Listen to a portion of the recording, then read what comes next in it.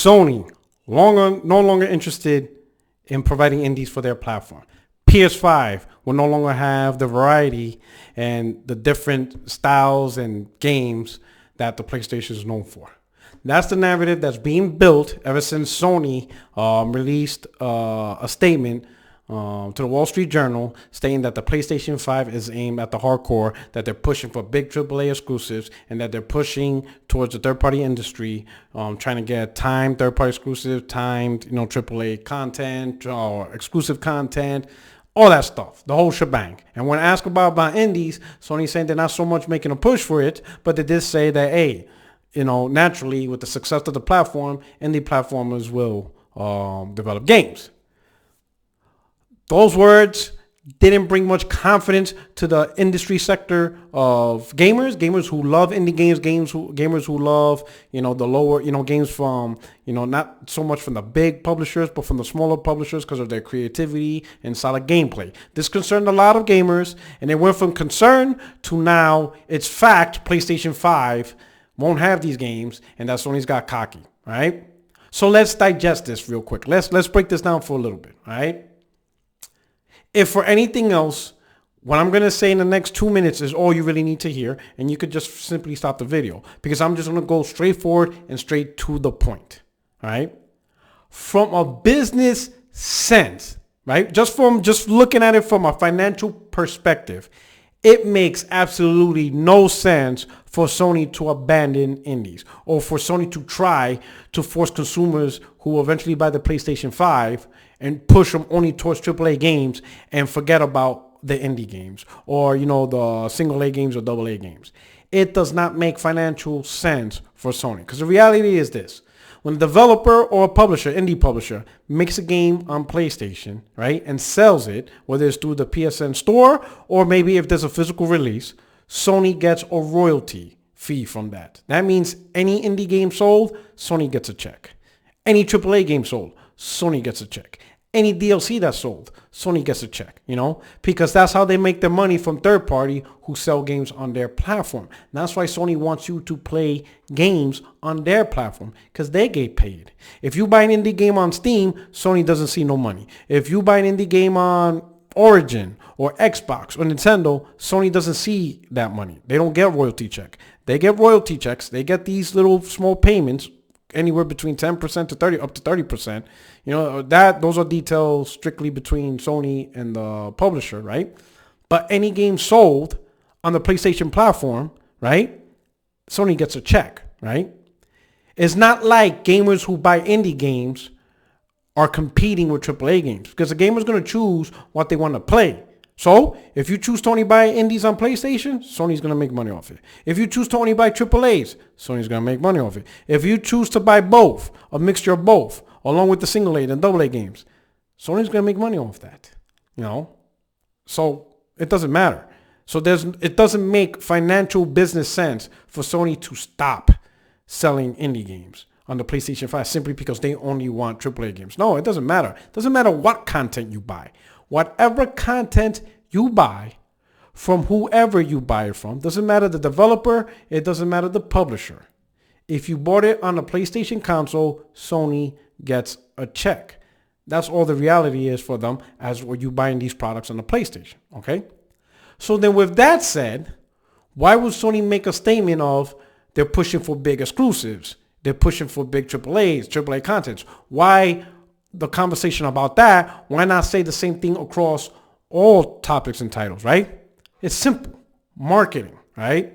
You got to look at it no different than a big fight, a big boxing match, or a big event, right?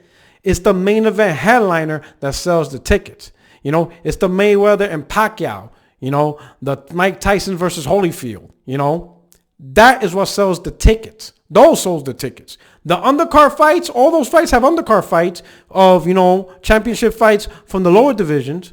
A lot of fighters a lot of people haven't heard of, But those fights aren't the ones that are selling the tickets. What's selling the ticket is the main event, right? The lower cards, the undercards, right? They benefit from the sales of the main event. And it's no different, Take, for example, Spider-Man, right? Sony did a huge marketing blitz around Spider-Man, right down to having a dedicated train in New York City dedicated bus routes in London. At E3, they had like an entire building draped in, Spider-Man posters, whatever. It was all about Spider-Man. Huge marketing push, millions of dollars, commercials everywhere, movies, the whole shebang around Spider-Man. Why? Because Spider-Man was going to sell an insane amount of consoles, and it did. It sold a tremendous amount of consoles, right? It did what it was supposed to do. It was supposed to put consoles in the homes of gamers. Now that the console's in the homes of gamers, right? And people are done playing Spider-Man, guess what those gamers are going to do? They want to play more games. And at that point, the ecosystem of PlayStation is going to sell those games. It could be more AAAs. It could be the indies. Gamers get to choose whatever they want to play, and it's all there, right? And if you look at the PlayStation Store, right? Look at all the times they had a sale. Flash sales, the Golden Week sales, which is Japan's version of spring, right? Spring Week, whatever, right? A lot of those games are on sale are indies. Look at the last 2 state of play that PlayStation had hosted on the internet, right? They had 2 of them. Almost all the games was indies or VR. So Sony does support indies, They'll support them through sales, through flash sales. They have that all the time. But to get the console in homes, especially at launch, it's the hardcore. It's the ones that are willing to spend $500. So to get those guys, a lot of them, you need big blockbuster titles. You need the big marketing games. You need the big games that shows the true quality of what a next generation console is going to bring to the table. Once those consoles are in the home, it's fair game across all different types of content. I say all that to say this. If you're a PlayStation fan, do not worry about not getting a broad spectrum of games. That is what PlayStation is known for. Sony saw that, and they're sticking to it.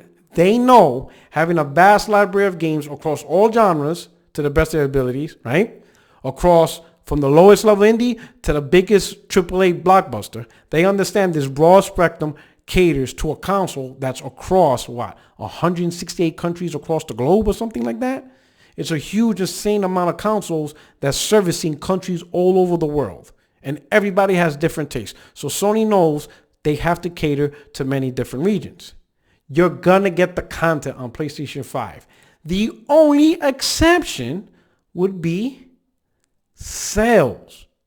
If the PlayStation 5 does not sell, if it has horrible sales trends, that would make indie developers put a break on making games, because they don't have time to support low-selling platforms. They need platforms to sell a lot because that brute number is what they're trying to access, because within that big brute number, they're hoping they could achieve certain, metrics in terms of sales. Hopefully this huge number of console sales could give them the 500,000 sales they're looking for, or the 300,000 sales they're looking for, or maybe the million sales they're looking for. Whatever that low number is, the more consoles are sold, the most likely they're able to achieve their goal in terms of indie sold.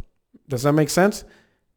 Overall, PlayStation 5 is going to be a phenomenal console. Sony's sending out the right message. They know exactly in the first year or so who's going to go after this console. It's going to be the hardcore, and the hardcore demanding a console with exclusives, top games, great graphics. They want to know, Sony, sell me this console. What are you doing if you're planning to sell this console for $500? What are you bringing to the table?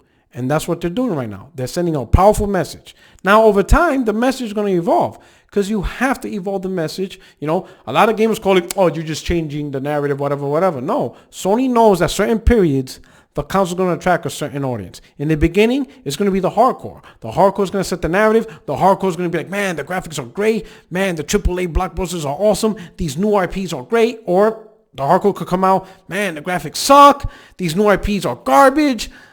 Sony doesn't have this, whatever. The hardcore is going to set the narrative. They're going to initially push out the information out there to the public. Over time, whatever that narrative is, it could get better or it could get worse for the console, right? And then as that console matures with the narrative, everybody else, the casuals, the everyday gamers will jump on board. And they're going to jump on board to the platform that, depending on the narrative, is most likely the one with the narrative. That's the best platform. The one with the best games, the best exclusives, lots of indie support, all that stuff. And that's just how it goes. Really, it's no different than any other generation. But right now, Sony is sending a message saying, you need this console. This is the console to get. This is our focus for the people who get our console. Do not confuse that with thinking that Sony's not going to give us the indies. We're going to get the indies. We're going to get the single A games. We're going to get the AA games. We're going to get the Japanese games. We're going to get it all. Whatever Sony is able to do and able to get, they're going to try to get it, and they want you to play it on PlayStation, right? This is your boy, Porter Rock 77. Let me know what you think about the video. Hit me up in the comments section. Of course, you can follow me on Twitter, PorterRock77_. If you're new to the channel, hit the like button. And of course, hit the notification for all future videos. Let me know what you think. Appreciate for taking out the time. You guys have a great time. For those in America, hey, happy 4th of July. For Europe, happy gaming and everybody else. All right? You guys take care.